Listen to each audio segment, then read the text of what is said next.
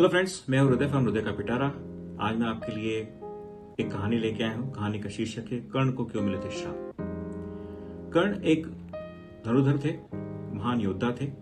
द्वापर युग में महाभारत के कहानी में आपको कर्ण का काफी उल्लेख मिलता है। लेकिन उनको उनके जीवन में दो श्राप मिले थे।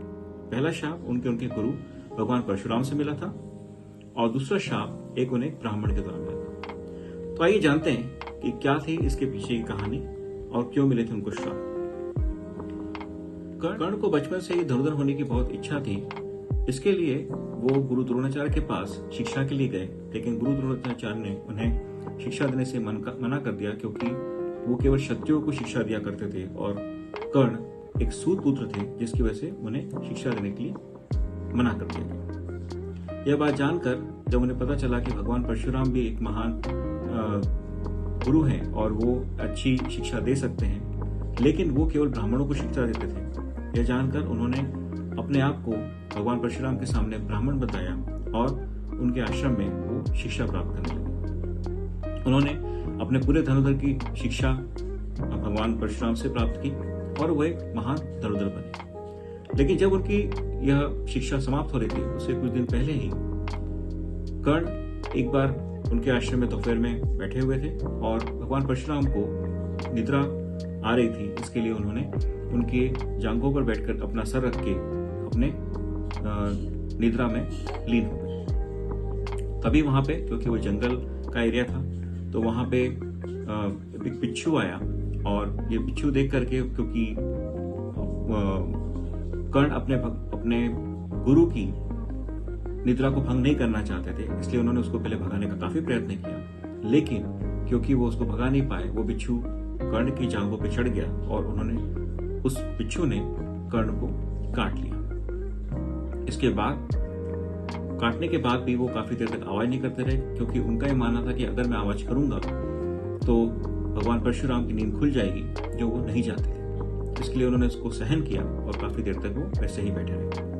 जब भगवान परशुराम की नींद खुली, उन्होंने देखा कि कर्ण की जांघों से काफी खून बहा हुआ है और वो खून देख करके विचलित हो गए और उन्होंने कहा कि कोई ब्राह्मण ऐसा सहनीय काम नहीं कर सकता और ये निश्चित ही तुम ब्राह्मण नहीं हो, क्योंकि अगर तुम ब्राह्मण होते तो तुम्हें इस दर्द का एहसास होता और तुम इतना दर्द सहन नहीं कर सकते।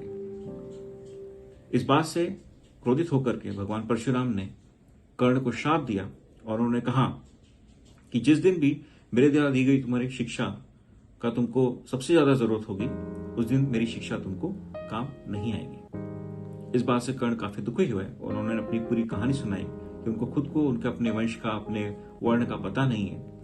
ये बात जानकर भगवान परशुराम को भी दुख हुआ और उन्होंने, क्योंकि श्राप था, श्राप को वापस नहीं ले सकते थे, उन्होंने उनको एक अपना विजयी बाण उनके हाथ में दिया और उनको आश्रम से विदा किया। उससे कुछ वर्ष पश्चात जब कर्ण एक बार एक मायावी राक्षस या एक बड़े राक्षस की पीछा कर रहे थे और उसे उसको मारने का प्रयत्न कर रहे थे, तो उन्होंने उस राक्षस को मारने के लिए उस राक्षस पे एक तीर चलाया।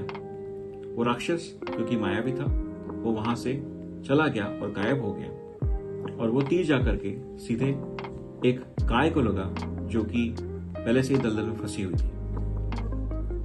तभी तुरंत उस गाय के जो मालिक था वो एक ब्राह्मण था और वो आकर उसने देखा कि इस धनुर्धर ने उसकी गाय की हत्या कर दी है, जो पहले से ही दलदल में फंसी हुई थी। इस बात से वो ब्राह्मण काफी क्रोधित हुए और उन्होंने फिर से कर्ण को श्राप दिया और कहा कि तुम्हारी भी मृत्यु ऐसे ही होगी जिस प्रकार से तुमने मेरी गाय की मृत्यु की है। जब तुम फंसे हुए होगे तभी तुम्हारे ऊपर कोई आक्रमण करेगा और तुम्हारी हत्या हो जाएगी। इसके प्रमाण हमको दिखाई देते हैं जब वो महाभारत का युद्ध हुआ।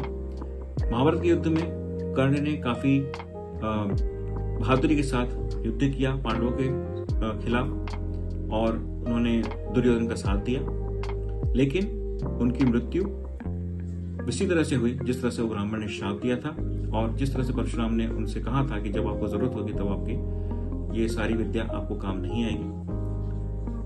कर्ण का रथ भी दलदल में फंस जाता है। उसी टाइम अर्जुन उनके ऊपर तीरों की बौछार करते हैं और वही उनकी मृत्यु हो जाती है। यह थे उनके दो श्राप जो कि उनके जीवन काल में उनको लगते हैं और इस प्रकार से उनकी मृत्यु होती है। कैसी लगी आपको कहानी? आप मुझे कमेंट बॉक्स में लिख के बताइए। Subscribe my channel, share my stories, like my stories. Thank you.